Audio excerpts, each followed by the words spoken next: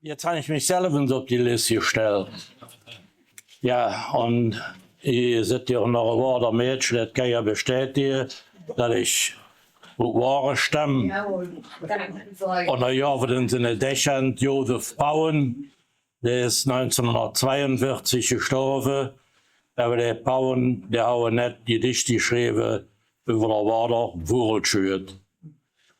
Jede Tromm und auch der Flöt durch Tag beim Wurelschürt freut sich alles, jung und alt und jung, denn nur der Wurelschürt gebrannt. Die Bruderschaft und auch der Wahn stand all parat, stolz wie eine Hand. Dann kommt des Königs Majestät, der Hauptmann schreit und kommandiert, Achtung, präsentiert das Gewehr, führt an der Front hin und her. Der Vorstand und Minister gehen auch mit an der Front vorbei. Dann drehen sie in Reihe und Glied und fröhlich wird dann aufmarschiert. Die Musik spielt mit Kling und Klang, sie trecken nach der Wurelstang.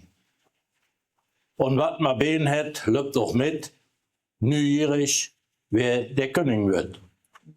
Der Wurel, wo es sich drum geht, in den Jungen vorab auf ein Stöcks gedröcht. Das wird dann auf die Stange gestellt und auf die Schorte bis sie fällt.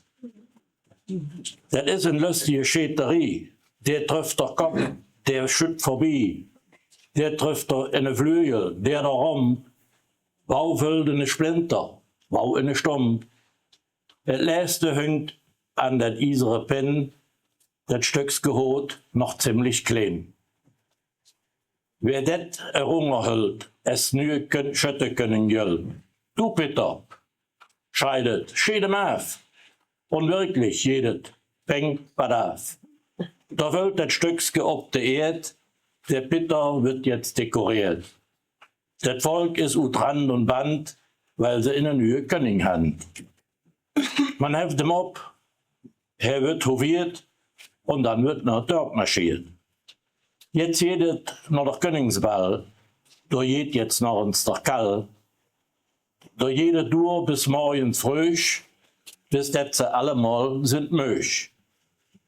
Der König schuggelt dann nach Haus und drückt der Königsstaat sich ut.